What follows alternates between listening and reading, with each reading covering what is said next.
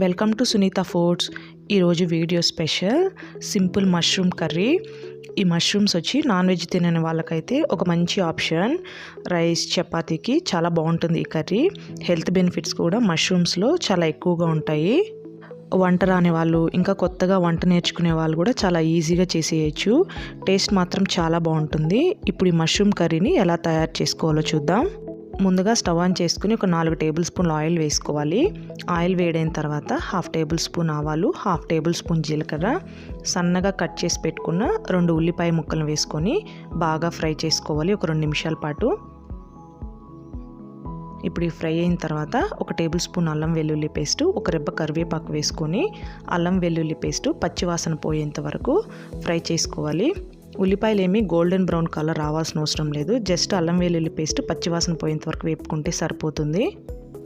బాగా పండినటువంటి 2 టమాటాలను చిన్న చిన్న ముక్కలుగా కట్ చేసి వేసుకోవాలి. వీటన్నిటిని బాగా కలుపుకోవాలి. మీడియం ఫ్లేమ్లోనే ఈ ఆనియన్ టమాటా ముక్కల్ని ఒక 20% మగ్గేంత వరకు ఫ్రై చేసుకోవాలి. ఇప్పుడు ఇందులో రుచికి సరిపడా సాల్ట్, ఒక 1/2 టేబుల్ స్పూన్ పసుపు వేసుకొని బాగా కలుపుకోవాలి. ఇప్పుడు వీటన్నిటిని ఒకసారి బాగా కలిపి ఒక 2 నిమిషాల పాటు మూత పెట్టుకొని మగ్గించుకోవాలి. ఆల్మోస్ట్ ఆల్ ఇవి ఒక 50% వరకు కుక్ అయిపోయాయి. ఈ కర్రీకి మనకి గ్రేవీ అంతా కూడా ఆనియన్ టమాటా ముక్కల వల్లనే వస్తుంది. కాబట్టి ఇవి కొంచెం ఎక్కువగా వేసుకుంటే గ్రేవీ ఎక్కువగా వస్తుంది. ఇప్పుడు 1 టేబుల్ స్పూన్ వరకు కారం, 1/2 టేబుల్ స్పూన్ ధనియాల పౌడర్ వేసుకొని వీటన్నిటిని బాగా ఒక 2 మినిట్స్ ఫ్రై చేసుకోవాలి.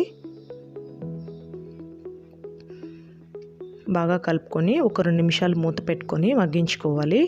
ఇప్పుడు గ్రేవీ ఈ విధంగా వచ్చిన తర్వాత ముందుగా క్లీన్ చేసి పెట్టుకున్న ఒక 300 గ్రామ్స్ మష్రూమ్స్ వేసుకోవాలి. మష్రూమ్స్ మరీ పెద్దగా కాకుండా ఈ విధంగా మీడియం సైజులో కట్ చేసి వేసుకోవాలి. ఇప్పుడు ఈ ఆనియన్ టమాటా గ్రేవీని మష్రూమ్ అంతటికి బాగా 1 నిమిషం పాటు కలుపుకొని ఒక 5 నిమిషాలు మూత పెట్టుకొని మీడియం ఫ్లేమ్లో మగ్గించుకోవాలి. ఈ మష్రూమ్స్ కొంచెం కుక్ అయిన తర్వాత కొంచెం చిన్నవిగా అవుతూ ఉంటాయి. మధ్య మధ్యలో ఈ విధంగా బాగా కలుపుకుంటూ మళ్ళీ మూత పెట్టుకుంటూ మీడియం ఫ్లేమ్లోనే కుక్ చేసుకుంటూ ఉండాలి. ఇప్పుడు మష్రూమ్స్ ఒక 80% కుక్ అయిపోయిన తర్వాత ఇందులో నుంచి వచ్చిన వాటర్ వల్లనే ఇక్కడ కర్రీ గ్రేవీ తయారైపోయింది. నేను ఇక్కడ వాటర్ ఏమి యాడ్ చేసుకోవట్లేదు. మీరు కావాలంటే ఒక 100 ml వరకు యాడ్ చేసుకోవచ్చు. ఇప్పుడు ఒక 5 వెల్లుల్లి రెబ్బల్ని ఈ విధంగా దంచి వేసుకుంటున్నాను. ఇలా దంచి వేసుకోవడం వల్ల కర్రీకి చాలా మంచి ఫ్లేవర్ వస్తుంది. ఇవి ఒకసారి బాగా కలుపుకొని ఒక 1/2 టేబుల్ స్పూన్ గరం మసాలా వేసుకొని మళ్ళీ ఒకసారి బాగా కలుపుకొని 3 నిమిషాల పాటు మీడియం ఫ్లేమ్లోనే ఈ కర్రీని బాగా కుక్ చేసుకోవాలి. ఇప్పుడు చివరిగా కొంచెం కట్ చేసి పెట్టుకున్న కొత్తిమీరని చల్లుకొని ఒకసారి బాగా కలిపి స్టవ్ ఆఫ్ చేసి దించేసుకుంటే మన మష్రూమ్ కర్రీ రెడీ అయిపోయింది. ఇప్పుడు సర్వింగ్ బౌల్లోకి తీసుకొని సర్వ్ చేసుకుంటే మన simple and easy mushroom curry ready అయిపోయింది. ఈ కర్రీ చపాతీ రైస్కి చాలా బాగుంటుంది. చేయడం కూడా చాలా ఈజీ. అయితే మీరు ఎప్పుడు ట్రై చేస్తున్నారు ఈ కర్రీని? మీరు కూడా ట్రై చేసి లైక్ చేసి షేర్ చేయండి. మరిన్ని రెసిపీస్ కోసం మన ఛానల్ని తప్పకుండా సబ్స్క్రైబ్ చేసుకోండి. Thank you for watching.